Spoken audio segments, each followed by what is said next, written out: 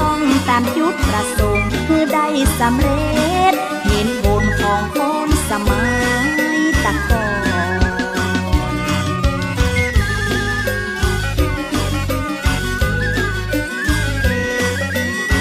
วัดเบิ่งตู่เจ้าเบิ่งศรัทธาเขาเบิ่งบุญนาป่าเบิ่งน้ำร้องก็ยกมือ10 นิ้วกับนอบน้อมปันตาอภิบาทน้อมระลึกถึงอย่างอรหันตสัมมาสัมพุทธเจ้าผู้แสวงหาซึ่งประโยชน์อันยิ่งใหญ่ขอนอบน้อมอย่างพระธรรมคำสอนในศาสนานี้ที่องค์สมเด็จพระสัมมาสัมพุทธเจ้าได้ตรัสไว้ดีแล้ว ขอนอบน้อมอย่างพระสงฆ์สาวกหมู่ใหญ่ผู้มีทิฏฐิอันหมดจดและงดงามโดยเส้นก้าวของข้าพเจ้าและขอไว้สามายังครูบาอาจารย์พระเถรานุเถระพระภิกษุสงฆ์สามเณรพระสังฆาธิการสงฆ์สมณศักดิ์บัณฑิตนักปราชญ์ท่านผู้มีความรู้ทุกรูปทุกตนทุกองค์และขอเจริญพรไปยังพ่อออกแม่ออกศรัทธา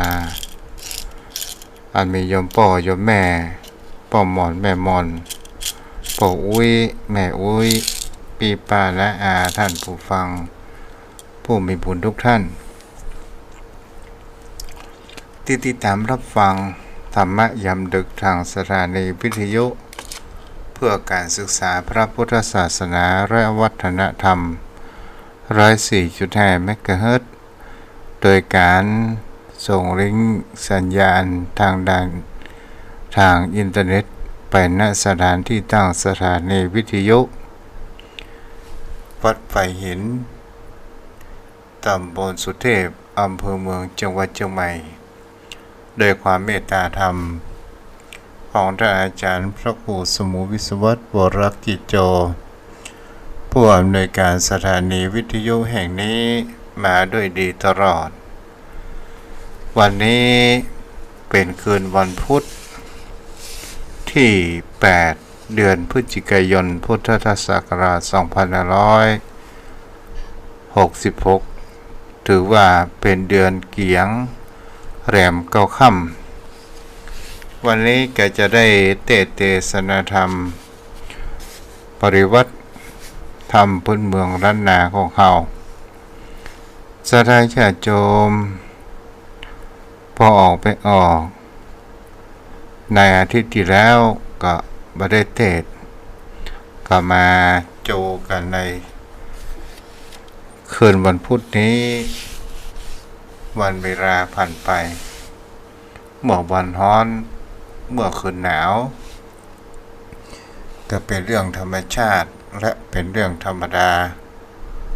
ของวิถีชีวิตของความเป็นไปธรรมชาติของมนุษย์ผู้อยู่บนโลกใบนี้ครับแจ้งใจเลยสาเมตตาธรรมท่านเจ้าด้วยความเคารพอย่างสูงยิ่งครับจะเอา เพราะนั้นวันนี้เทศธรรมนิพพาน135ปลูกวันที่2ยังบ่จบเด้อหิมพานต์บัดจบจากที่ศีลที่พุทธที่แล้วท่านเจ้าติดกิจน้องบ่ได้เทศนะครับรับลืมตื่นอย่า โอ้โหมันก็จะงานนักธรรมนากิจนักลำไปท่านเจ้าเอาวันนี้ไหว้พระแล้วจะไหว้พระแล้วก็อาราธนานะครับท่านพระคุณเจ้าเนาะเจ้าครับณโอกาสนี้ก็เป็นโอกาสที่ดีที่พ่อแม่เจ้าทาจะได้สดับรับฟังพระธรรมเทศนาธรรมวัดพื้นเมืองนะครับมหาจาเวสสันตระจาดกก็ตั้งอกตั้งใจไหว้พระนพธรรมก่อนเน้ออิมินาสการนาพุทธังภิกขุชยามา อิมินาสการเนะธรรมังอภิปูชยามะอิมินาสการนะสังฆังอภิปูชยามะ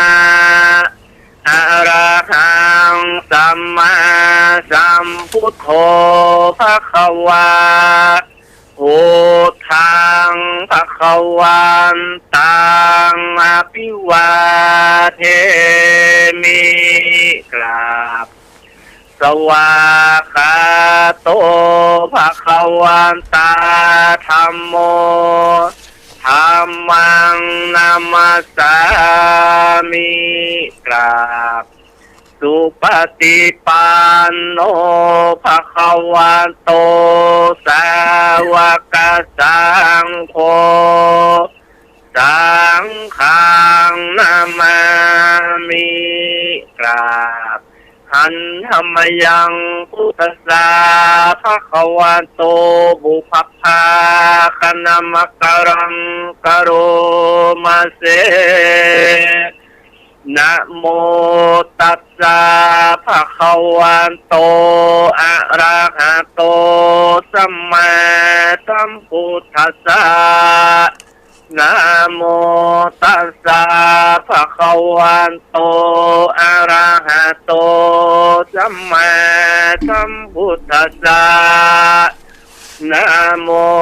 ตัสสะภะคะวันโตอะระหะโตสัมมาสัมพุทธัสสะลำดับต่อไปขอทุกท่านตั้งอกตั้งใจจะรับฟังพระธรรมเทศนาการร่วมสองหิมปานนะครับกราบโยสา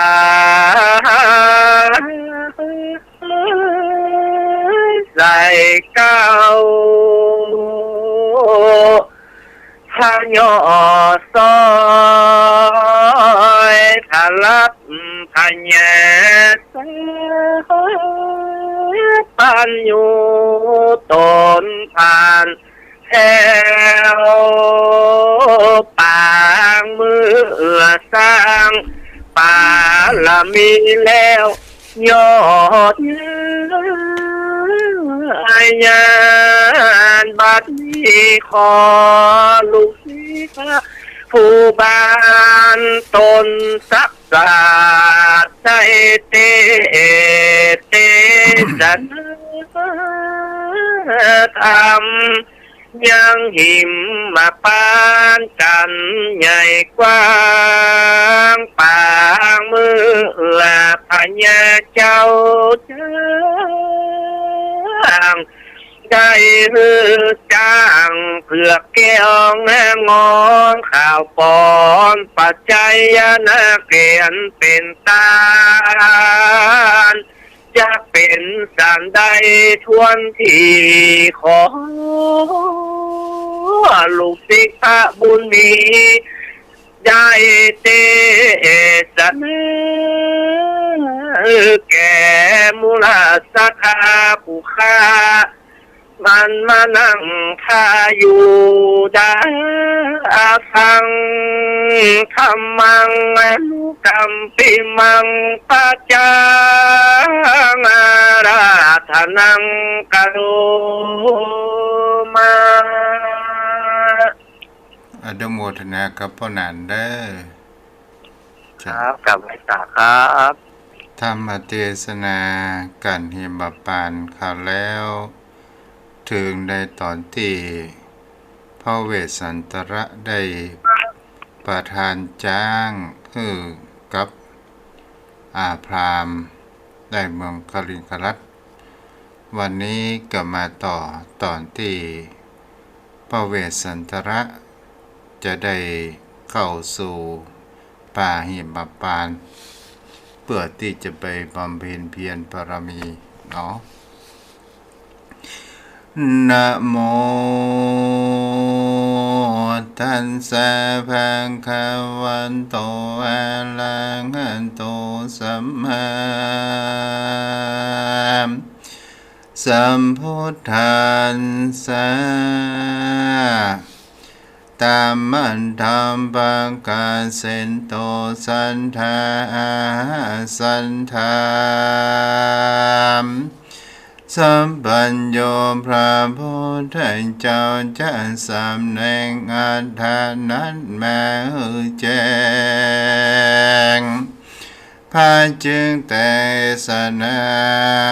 วาตถาสียังพิสานังกังตถาสีโสมหังสนังหันทีนาเกปดิตัมปีนังนิพิกเวโดราภิกขุทั้งหลายในเมื่อจางแก้วปัญจัยจารตัวพระเสริฐอันพญา เวสันตระบุญใหญ่สาระเป็นตานแก่พรามกาลิงคันลันแปนคน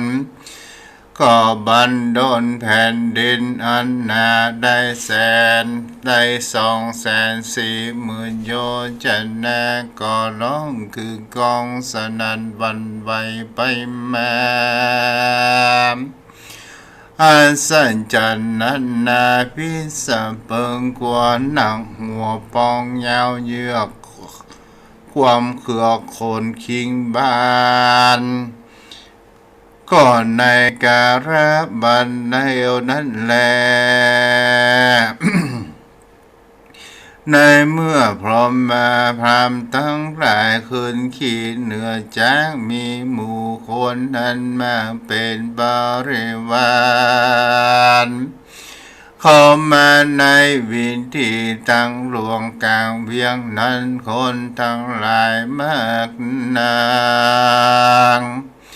หันจ้างเผือกอันพรามเจ้าเมืองกาลิงกาลัดหากนำไป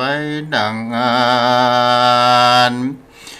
ก็กล่าวว่าดูกาละพรามทั้งหลายจ้างเผือกแก้วปัญจัยตัวนี้หากเป็นจ้างตัวจำเริญแก่บ้านเมืองแห่งตูทั้งหลา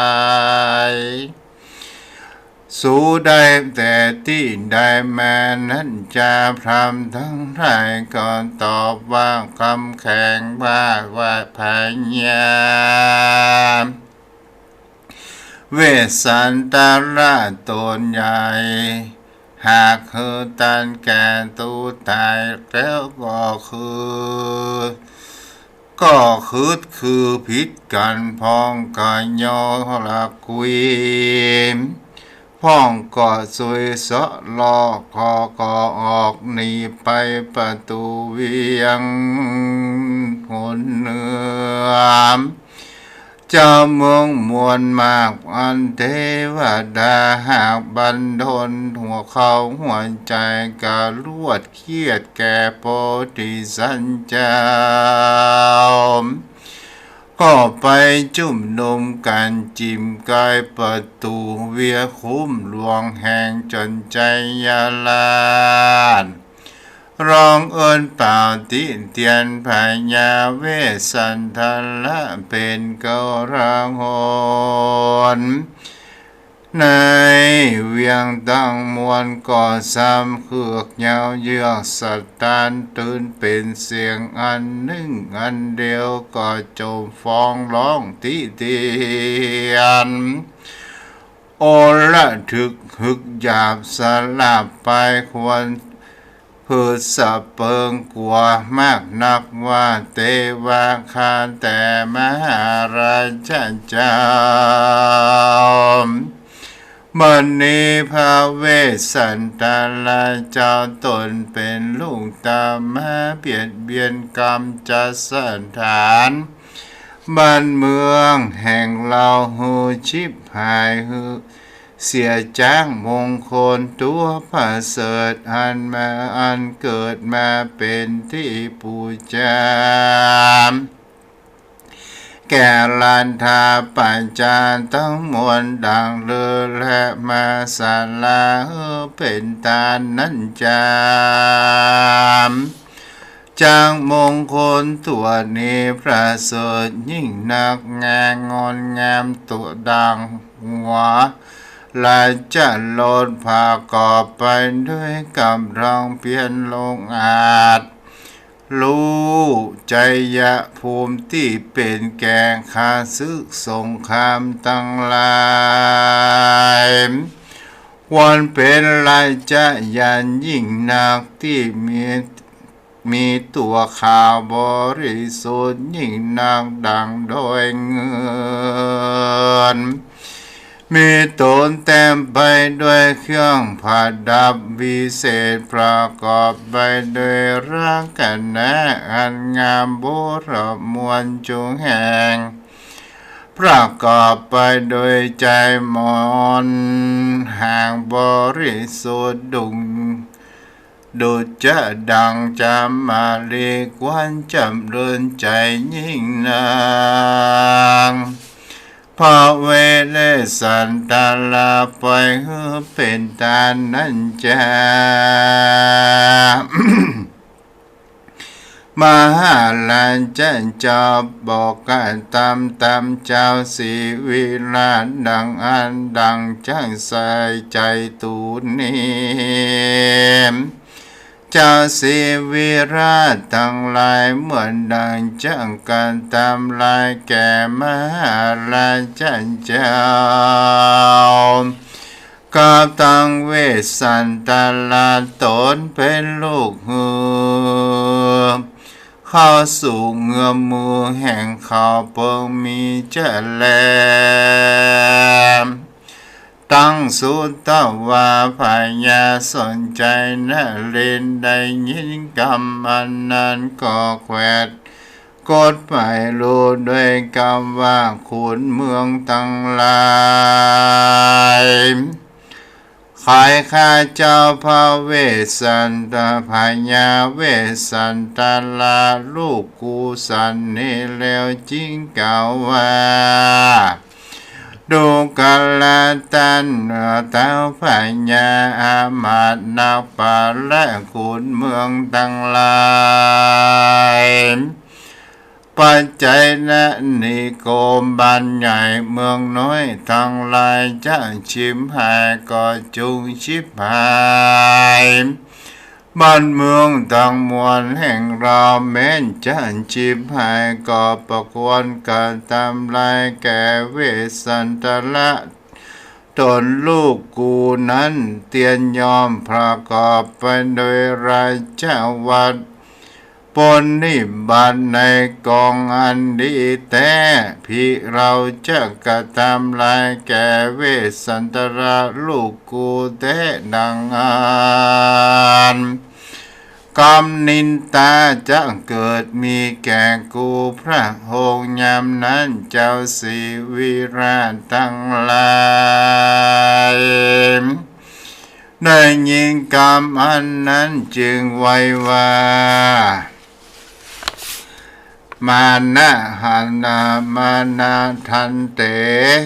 นะสันเทนาเงโสสันทานาดังเนคาแต่มหาลัยเจ้าทั้งหลายพญาเวสันพญาเวสันตรนานขอมหาลัยเจ้าอยากเห็นเขาบุบตีตายโดยไม้ค้อนก้อนดินแม่นจังผูกมันใส่โทษขังคอกไว้ก็บ่ดีควรดีขับหนีไปอยู่ปัปปตากิริบุญเติมพญาจนใจยาลาได้ยินกรรมอันนั้นจริงกล่าวว่าเอโกสันเจสิวินายังสันโดดุกะแลเจ้าปิติตั้งมัวตั้งหลายมวลมากกรรมแห่งสู่หากเจ้าสมหมาย ขอรุ่งใจเราเวสสันตลาอยู่สวยปัญจคุณทั้งแห่นายภาษาละจะมนเทียนเฮอเสียงคืนนึ่งก่อนเตอเจ้าวันพุ่งเจ้าจุงขับลูกกูไปเตอยามนั้นเจ้าปีตีเจ้าปี4 ปีตั้งหลายก็รับเอาคำสัญใจยราชจุพราการก็มีแล ตามันทำบางการเส้นโตสันทาอาหาอัตเทหิกัตเตตาละมโนเวสันตะลังวาทาสิวิโยทิพิงขเวโดลาเพิงคนทั้งหลายสนใจอย่าและจริงจักกับอามาตย์ผู้ชราโดยวุหารว่าดูลายนักการผู้แกว่งจุงลูกเล่นไปปั่นไปบอกข่าวสารเกิดอันเกิดเหตุแก่ลูกกูเจ้าเวสสันดรว่าเจ้าเมืองนครน้อยใหญ่ถูกผู้ไฟโกธามจองข้าพระราชาเช่นจากเฮือปันภาคเมืองใจเฮือได้ไปในวันผู้สู่เจ้าจุงไปบอกแก่ลูกกูสันนิเติมยามนั้นนายนักการผู้ฉลาดก็ลูกไปโดยอาจยาปันจริงไว้ถวายสารบอกกล่าวแก่นอแนวเวสสันดรว่าขาดแต่มหาราชเจ้าตนภาพเงาโลกาผู้ข้าเจ้ามาถวายบอกกล่าวยังข่าวสารอันเป็นเหตุแห่งทุกข์อันบ่เบิ่งใจขอมหาราชเจ้าอย่าได้เกียดแก่ผู้ค้าอันเป็นคนใจสืบกำเมืองนายนักการพูดทานลงให้ไว้สันนี้แล้วก็กล่าวแถมเราว่าเจ้า4 ปีทั้งหลายก็เกียดแก่พระราชเจ้าการว่าคืนนี้รุ่งแจ้งแล้วเจ้า4 ปีตั้งมวลก็เจ้าพร้อมการขับยางพาราชเจ้าเหือออกหนี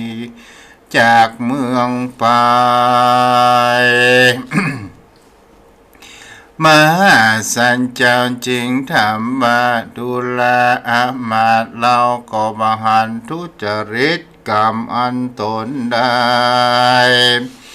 กระทำแก่บ้านเมืองอย่างใดสังหารแก่เจ้าศรีวิราชตั้งหลายเกียรติแก่เราโดยนิมิตอันใดเจ้ากับนี้จากเมืองโดยเหตุอันใดอามาจริงไว้ว่ามหาราชเจ้าศรีวิราชต้องมวลประกอบไปโดยโกธาธิเตียนมหาราชเจ้าเหตุหือจังแควปัญจัยเป็นตานจึงจักขับมหาราชด้วยเหตุสันนี้แลตั้งสุนตวามหาสันเจ้าได้ยินข่าวอันนั้นก็เล่งสำยินดีมากนางก็กล่าวว่าหันทายานจังโคหังทาชากิงเมภาริพาหิร่างกลางทะนังพระเนดุลาเพื่อนเราก่อนจากยังมองใครหือกอนจิ้นหัวใจอันเป็นดาน อันเป็นตานเข้าได้เข้าของไปนอกมีเงินคำจังมาแก้วหมกแก้ววิทูลแก้วกอและแก้วสามวลตันนั้นจะเปิงเก่าสันได้จากกูก็หือตานจุอันบ่อะไรเรายินดีอันในอันหือตานทุกเมื่อเจ้าสีวิราชจังคำเรานี้จางบ้านเมืองเหตุอันหือตานดังอันก็จุงครับนี่ตามอันปักเบิ่งใจเติมแม้นจังข้าพระองค์เราก็ดีแม้นจังตัดตนเราเพื่อเป็น7 บัง 7 ตอนก็จุงกะตามอันมักจุพระกันเติมที่นั้นนายนักการผู้ฉลาดอันเทวดาหากบันดลจึงกล่าวนิพนธ์คาถาว่าเอวันตังสีวิโยอาหาดังนี้เทวาคันแต่มหาราชันเจ้า10 ปีในนอกตังข้างคอกนิกรมได้กล่าวคำนิยมไว้ว่าเท้าพญาเมื่อก่อนจะเมืองสอนว่าบดีปาการไล่ขวีขับไล่ย่อมไปสู่ฝั่งน้ำโกนที่อามาลาม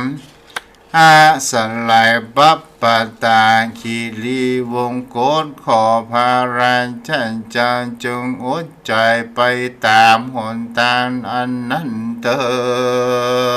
มมหาสันเจ้าจึงกล่าวว่าดูแลหามหาดเราจักย่าตาไป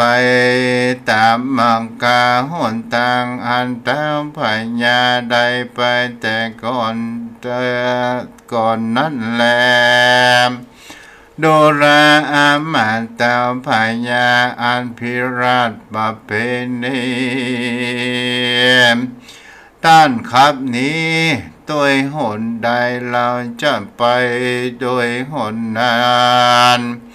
จงโอกาสแก่เราพอได้ตานในวันพุ่งเจ้าวันหรือเราก็จะออกหนีไปจะแลมส่วนดาวเวสสันตาละราชาก็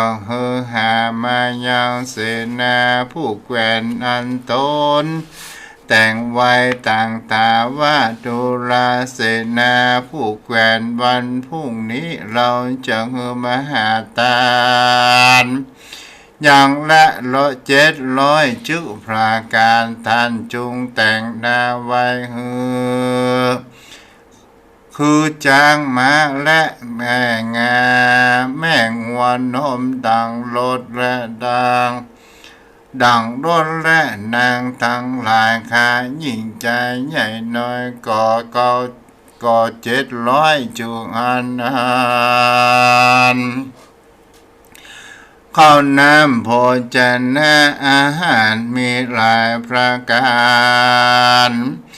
ต่างๆจงแต่งไว้แก่คนทั้งหลายมหาสัญจรพิจารณามหาทานแล้วก็ขอไปสู่นางแก้วราชมัทธิจากกำลีกำอาคัจยาแห่งตนก็มีวันนั้นแลตามันทางประกาศเสนโตสันธามอาหานามานาทิยันทาลาจนามัทถิงสัมพังโสนังยังเตจยินจิมายังเห็นได้อย่างทานั้นใจ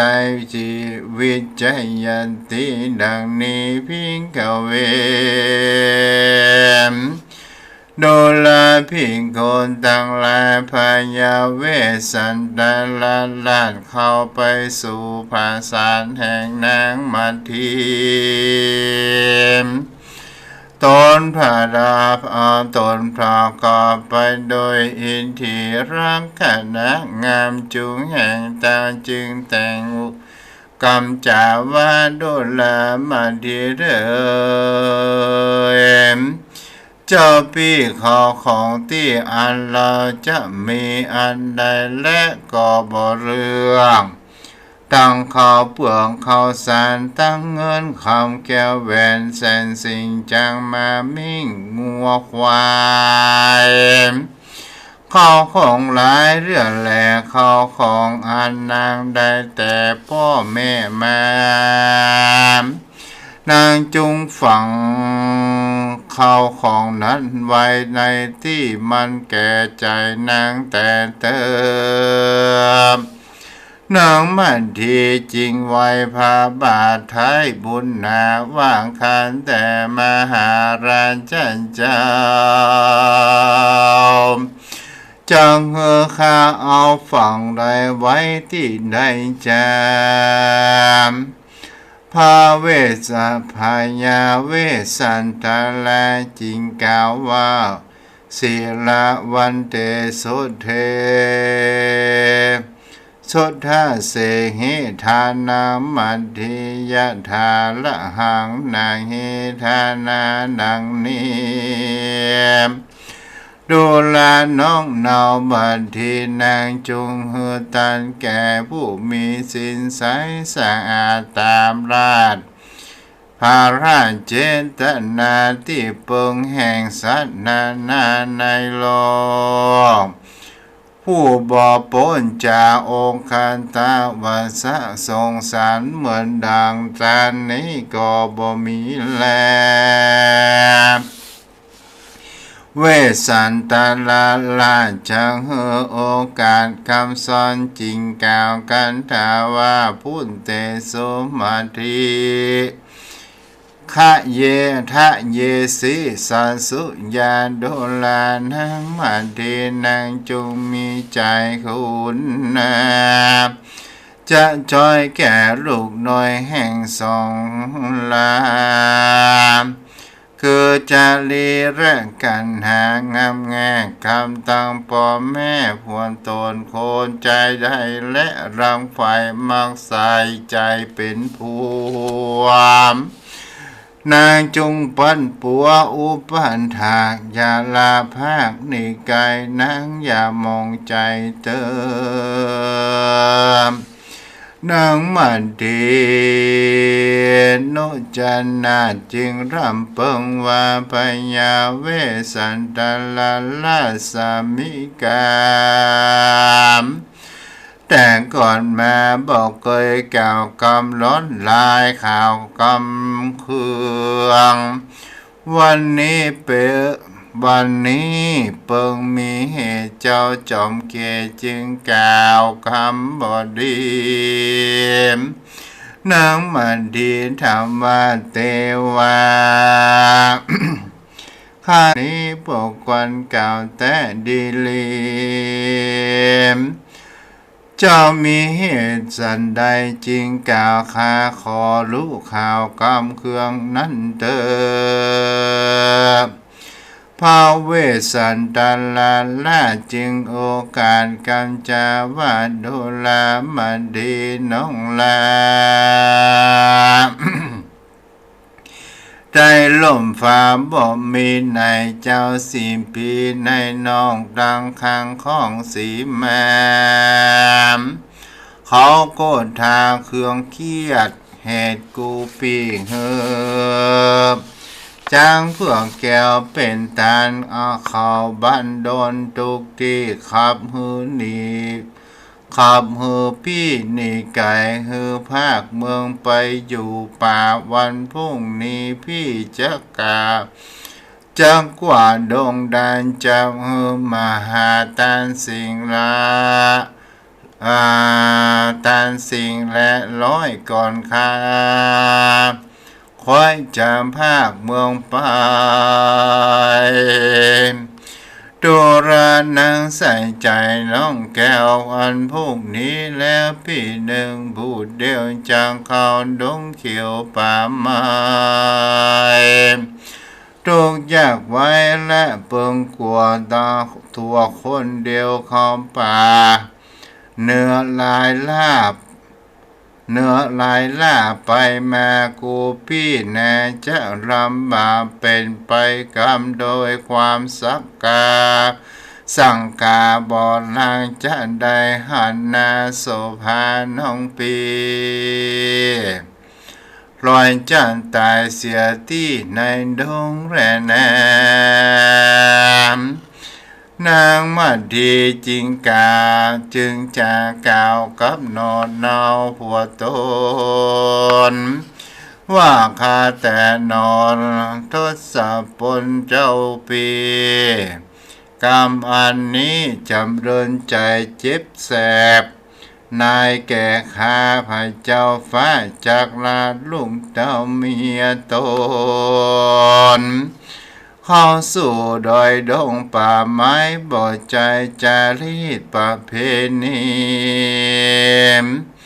แม้เจ้าจะหนีไปที่ใดนั่งอันคาน้องจันมาทีก็จะหนีไปตามขี้ยาได้ตายกับพาบ้านเจ้ายังดีกว่ารอยเต้าปันดีอันมีชีวิตได้ปันผ้าจากพระบาทจอมบุญใส่ขาจังเฮอเปิงดังไฟกองใหญ่เจ้าเป่าตกใส่กองไฟจ้างเผือกจูในป่าย่อมไปเป็นคู่ลา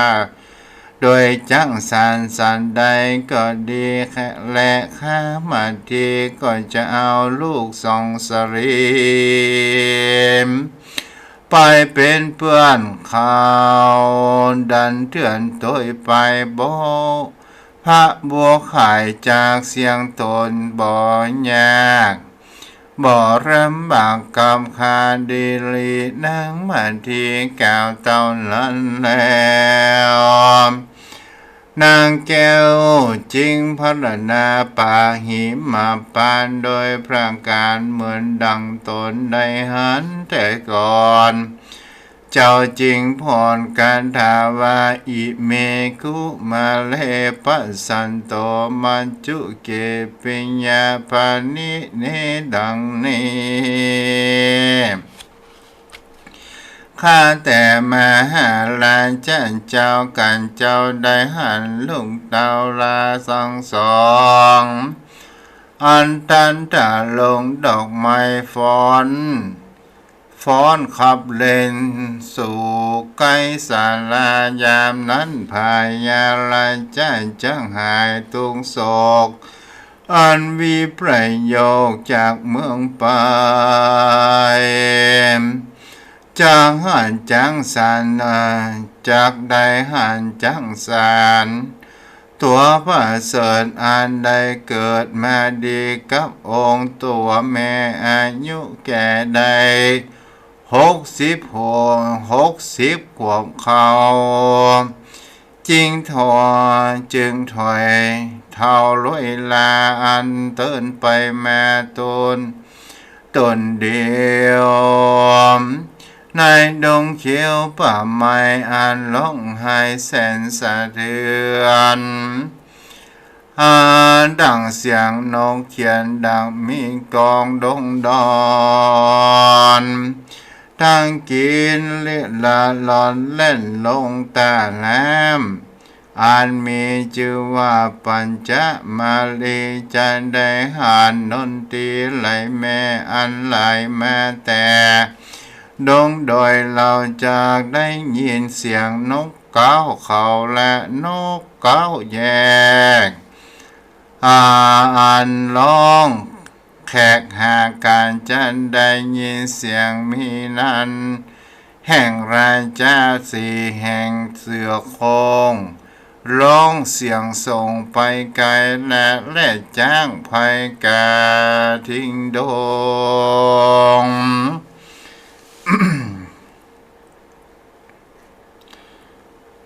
พลอนตกเหนือในบัวในฤดูหนาวในกาลนั้นพระมหาลาจะบอกระดึกเกิดถึงอย่างไรจะสมบัติที่เรื่องในกาลนั้นจะแล นางราชามาดีสาลีสุภารังกันนาตนงามกล่าววันนาป่าไม้หิมวันเหมือนดังตนได้หันแต่ก่อนก็มีด้วยประการดังกล่าวมันนี่แหละนะเน้นที่ตังคิยาสังวันนาวิเศษจาห้องเหตุยังหิมาปายังหิมะวันอันผัดดับผัดดากันถาว่าได้130สิ่งกันทาก็บังคมสมเรสเดชจบแล้วเด้อโยมพ่อโยมแม่ต่อไปตั้งจิตตั้งใจรับพรเด้อยะถาวะริวะหาปุราปาริปุเรนติสังขรังเอวะเมวะอิโตทินังเพตานังโอกาปติอินจิตังปันทิตังทุมหังคีปะเมวะสัมมิจันตุสัพเพปุเรนตุสังขปาจันโทปนราโสยะถามณิโชติระโสยะถาสัพพิติโยวิวัชชันตุสัพพะโรโกวินัสสันตุมาเตภวัตวันตรโย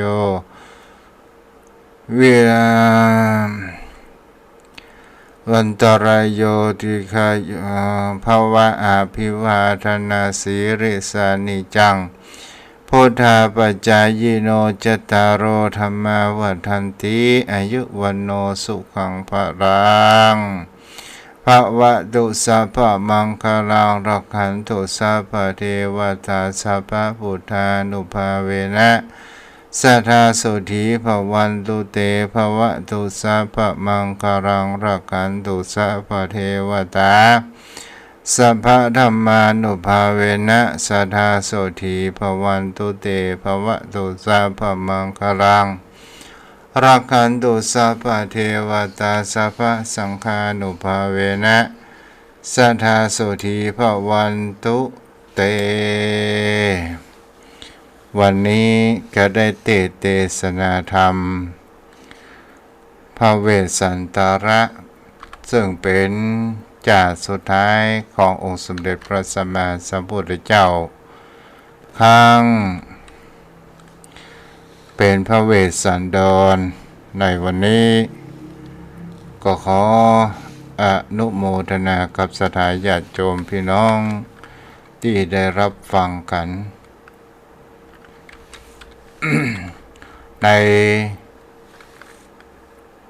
ติดหน้าวันในคืนวันพุธหน้าก็เราก็มารับฟังกันในซึ่งมีอยู่โดยกัน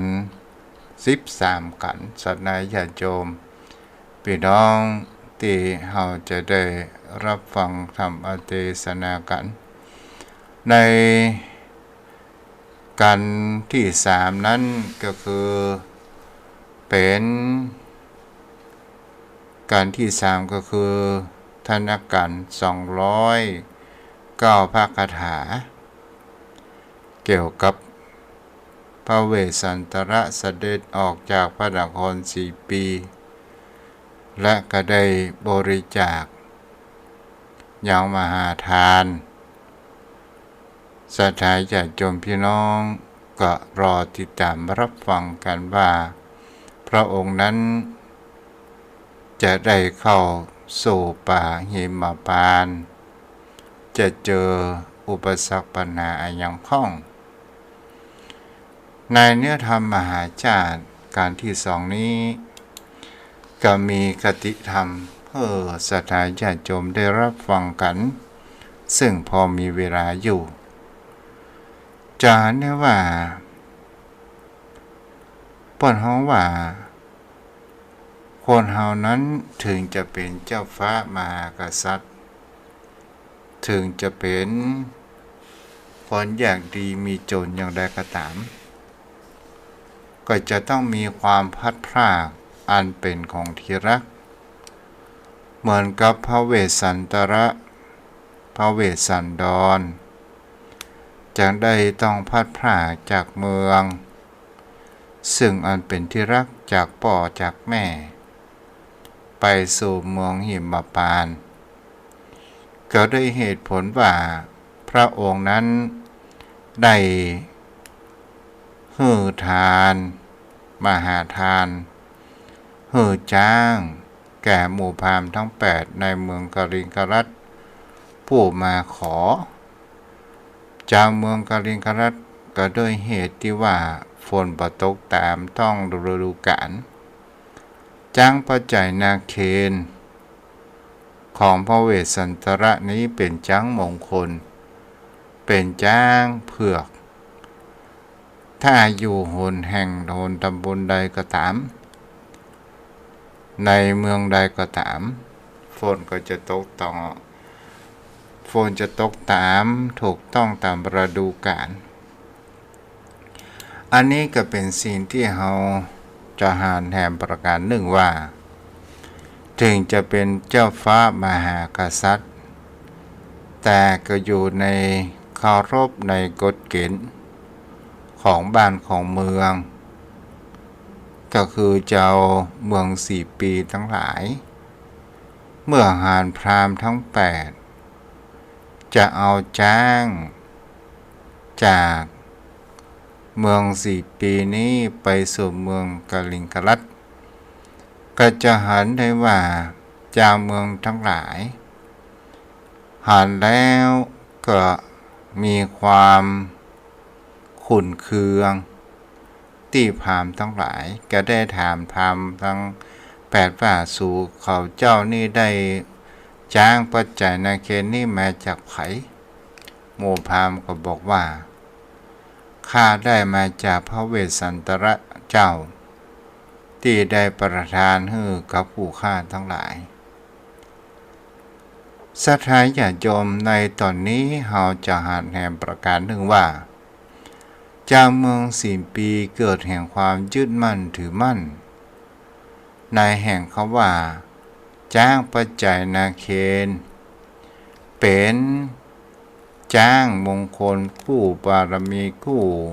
เมือง4 ปีบัดนี้พระเวสสันดรได้พระราชทานจ้างกับเจ้าเมืองกลิงกรัตไปจะเห็นว่าไอ้ยังก็ตามศรัทธาญาติโยมทั้งหลายถ้าผู้คนเฮามีความยึดมั่นถือมั่น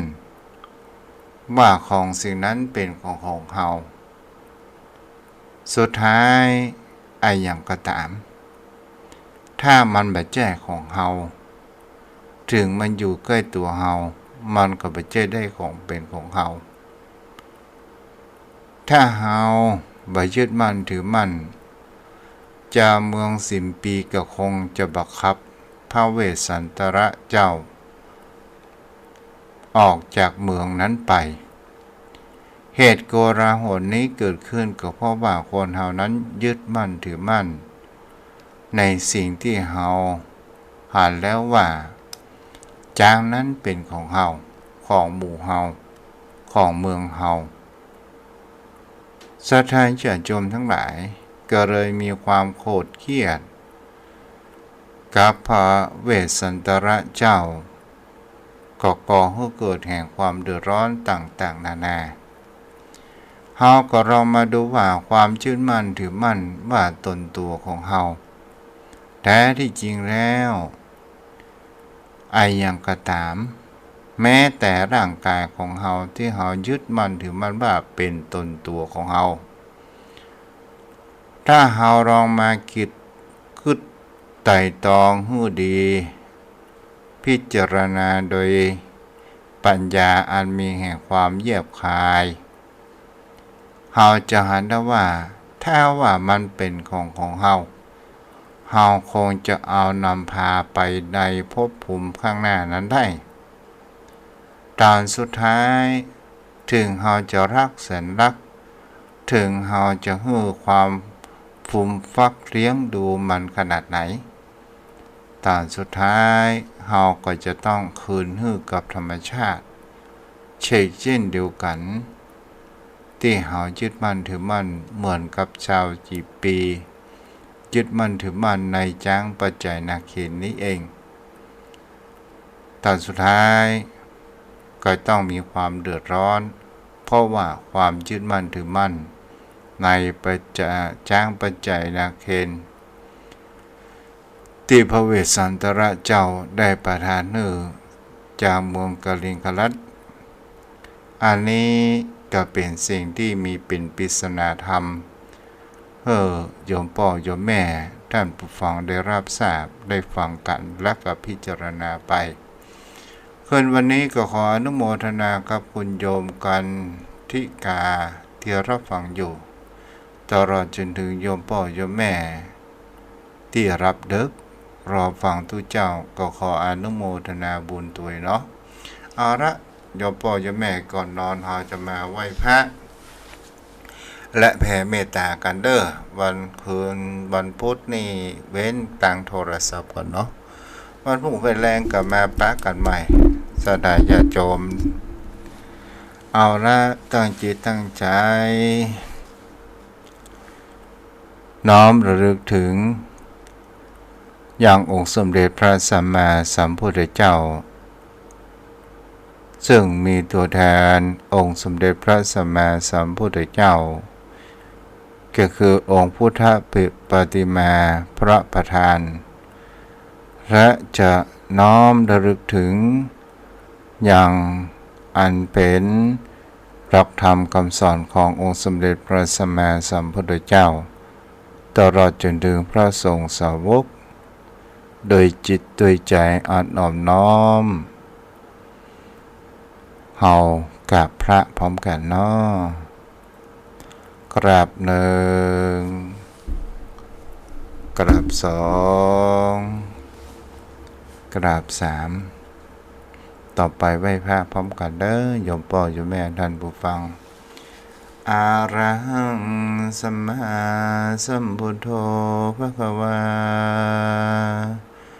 พุทธังภควันตังอภิวาเทมิกราบ สวากขาโตภควตาธัมโมธัมมังนามัสสามิกราบสุปฏิปันโนภควโตสาวกสังโฆสังฆังนามามิกราบ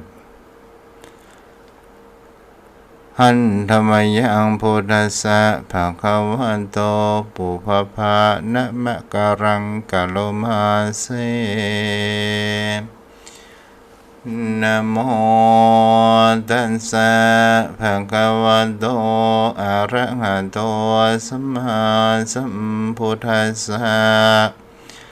นะโมตัสสะภะคะวะโตอะระหะโตสัมมาสัมพุทธัสสะนะโมตัสสะภะคะวะโตอะระหะโตสัมมาสัมพุทธัสสะอิติปิโสภะคะวะอะระหังสัมมาสัมพุทโธวิชาจารณะสัมปันโนสุขโตโลกวิโตอานันตโรปุริสธรรมสารติสันทาเทวมนุษย์ สานังพุทโธภวันติกายเยนะวาจายะวเจตสาวาพุทเทกุกัมมังปะกตังมยายังพุทโธปฏิคันหันโตอัญชยันตังการันตเรสวริโตวะพุทเทสวากขาโตภควตาธัมโมสันติริโกอาการิโกเอหิปัสสิโกโอปัญญิโกปัจจตังเวทิตาภเวนโยเฮติกายเยนะวาจายะวเจตสาวาธัมเมกุกัมมังปะกตังมยายังธัมโมปฏิคันหันโตอัญชยันตังการันตเรสวริตุงวะธัมเมสุปฏิปันโนภะคะวะโตสาวกสังโฆโอยชัวปฏิปันโนภะคะวะโตสาวกสังโฆยายะปฏิปันโนภะคะวะโตสาวกสังโฆสามีจิปฏิปันโนภะคะวะโตสาวกสังโฆยะติทานจันตาริปุริสยุกา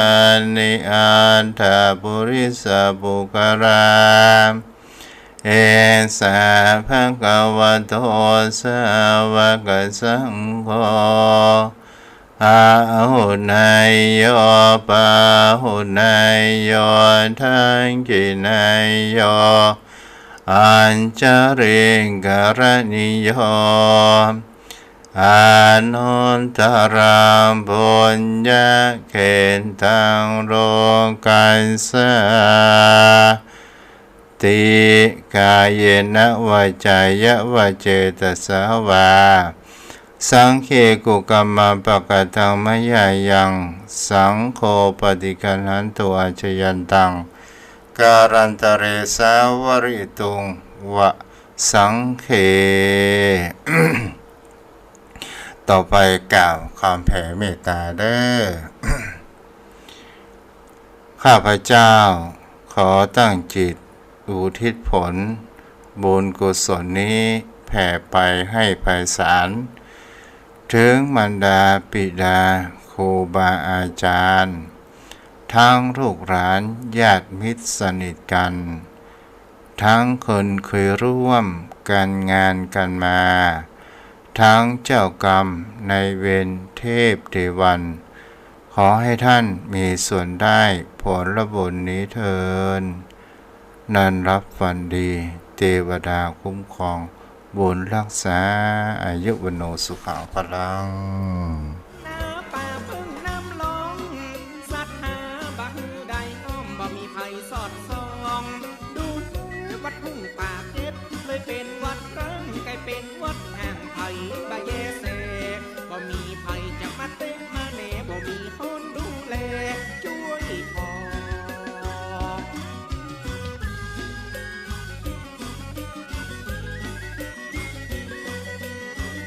บะหมี่เน้นน้อยแม่ชีบะหมี่ตุปีตุป้อวัดดีงดงามศรัทธาสร้างก่อบะหมี่ไผ่พ่อไผ่ก้อยกลายเป็นป่าอูป่าหุบคนโอ้พยพหายสอยละมือวัดล้างเงาหงอยผ่านมาได้100 ปีกว่า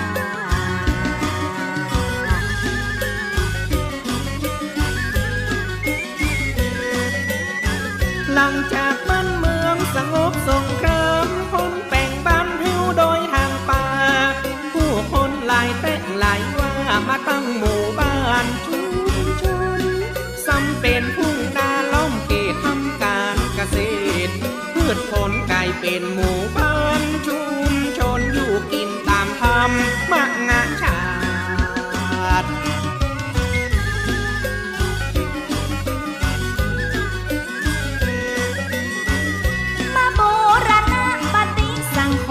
วัดทุกแถวรเฮือวัดสะอาดปูรณะเจดีย์พระธาตุศาลาบาทกุฏิกำแพงปีพศ2465นับพัทธสีมาอนุญาตสร้างแปลงยกเป็นวัดตามลำดับยัดแจงจากเอกสารจังหวัดเชียงใหม่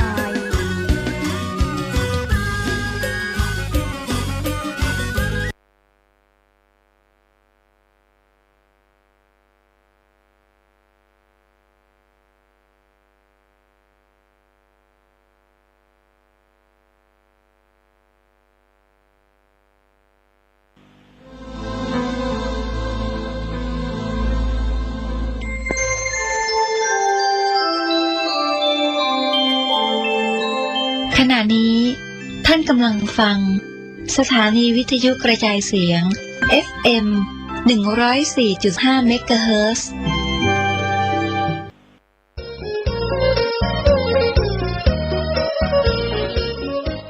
การทำบุญตักบาตรน้อมมุทิตารำลึกครูบาเจ้าศรีวิชัยครบรอบ 89 ปีพิธีลงจอบแรกการสร้างทางขึ้นดอยสุเทพตำบลสุเทพอำเภอเมืองเชียงใหม่จังหวัดเชียงใหม่วันพฤหัสบดีที่ 9 พฤศจิกายน 6:09 น.ศรัทธาประชาชนพร้อมกันณลานอนุสาวรีย์ครูบาเจ้าศรีวิชัย 6:19 น.